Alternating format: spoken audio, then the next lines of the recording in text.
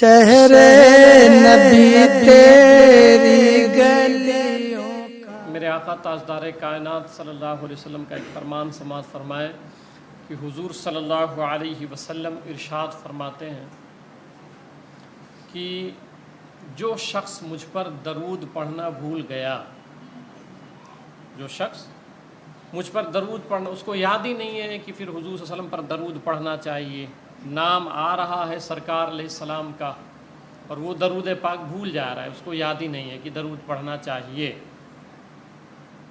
تو اللہ کے رسول صلی اللہ علیہ وسلم فرماتے ہیں جو مجھ پر درود پڑھنا بھول گیا وہ جنت کا راستہ بھی بھول گیا۔ اب کوئی مجھ سے پوچھے نا آپ سے کہ بھئی یہ حلقہ درود کیوں بنا رہے ہیں آپ، یہ حجرہ صلات ایک ایسا مخصوص کمرہ جس پر صرف سرکار پر درود پڑھا جائے، کیوں کر رہے ہیں آپ؟ تو اس لیے کر رہے ہیں کہ وہ جنت کا راستہ ہے، کہ جو درود پڑھنا بھول گیا وہ جنت کا راستہ بھول گیا، تو میں آپ کو وہ راستہ یاد دلا رہا ہوں کہ آپ بھولیں نہیں، وہ عمل نہ بھولیں، ٹھیک ہے؟ یہی وجہ ہے کہ میں نے کہا نہیں کہ درود پاک ایک ایسا عمل ہے کہ اللہ کی بارگاہ میں یہ مقبول ہی ہوتا ہے، یہ رد ہی نہیں ہوتا ہے، کیونکہ اللہ تعالیٰ آپ کی طرف سے محبوب پر درود پڑھتا ہے، اس لیے اب محبت کے ساتھ حضور صلی اللہ علیہ وسلم پر درود پاک پڑھیں۔ صلی اللہ علیہ النبی وآلہ صلاۃ و سلام علیک یا رسول اللہ صلی اللہ تعالی علیہ وسلم۔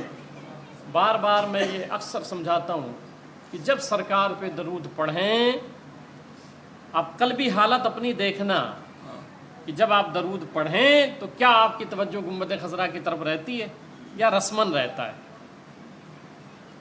یعنی جب آپ کسی کا نام لے رہے ہو، صلی اللہ علیہ النبی یا صلی اللہ علیہ محمد صلی اللہ علیہ وسلم، ٹھیک، تو اس میں حضور صلی اللہ علیہ وسلم کا نام آ رہا ہے، اللہم صلی علی محمد صلی اللہ علیہ وسلم، تو اس میں سرکار علیہ السلام کا نام آ رہا ہے، اب نام ان کا لے رہے ہو، ان کی طرف توجہ ہی نہیں ہے آپ کا۔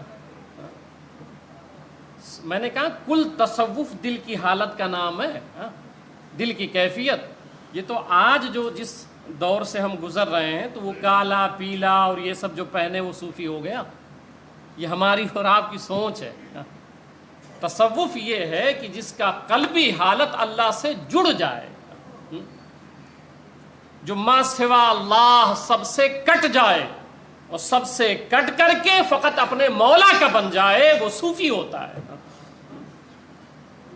تو جب آپ درود پڑھیں تو کم سے کم آپ کی توجہ اس محبوب کی طرف جو قبر میں آنے ہیں، جو میزان پہ آنے ہیں، جو پل صراط پہ آنے ہیں، جب آپ پیاسے ہوں تو وہ پانی آپ کو پلائیں گے، تو پھر ان پر درود پڑھو، ان کا نام آئے۔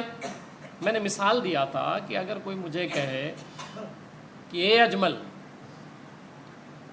تو اب میرا نام اس نے لیا ہے تو میں اس کی طرف دیکھوں گا کہ نہیں دیکھوں گا؟ آپ بتائیں مجھے، ہے نا؟ اس کی طرف دیکھوں گا نا کہ یہ بھئی یہ کون آدمی ہے جو مجھے آواز دے رہا ہے، پکار رہا ہے؟ یہ دنیاوی ریت ہے۔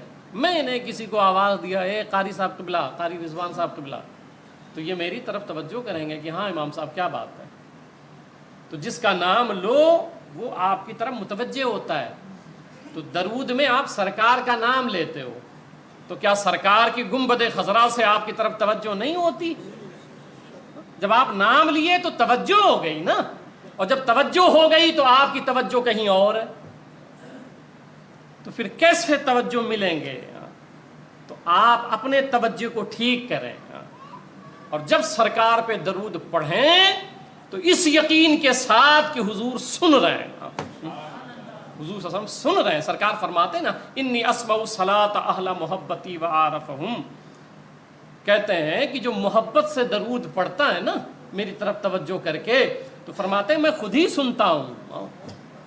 اب ہمارے درود کو حضور سنیں صلی اللہ علیہ وسلم، اور پھر یہی نہیں فرمایا وعارفہم، پہچان بنا لو اپنی سرکار سے۔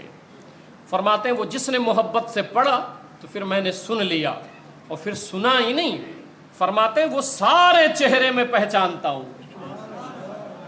ہر وہ چہرہ پہچانتا ہوں جو مجھ پر درود پڑتا ہے۔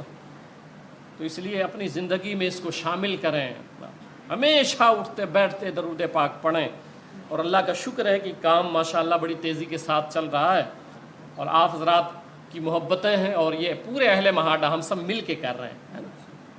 اور یہ سرکار کا کرم ہے کہ اہل مہاڈا سے یہ کام لے رہے ہیں. تو انشاءاللہ تعالیٰ ایسے ہی ہم لوگوں کی کوشش رہی، انشاءاللہ تعالیٰ تو قریب جلد سے جلد انشاءاللہ تعالیٰ وہ کام مکمل ہوگا. اب درود پاک پڑھیں. صلی اللہ علی النبی الأمی وآلہ صلاۃ و سلام علیک یا رسول اللہ یا حبیب اللہ یا نبی اللہ صلی اللہ تعالی علیہ وسلم.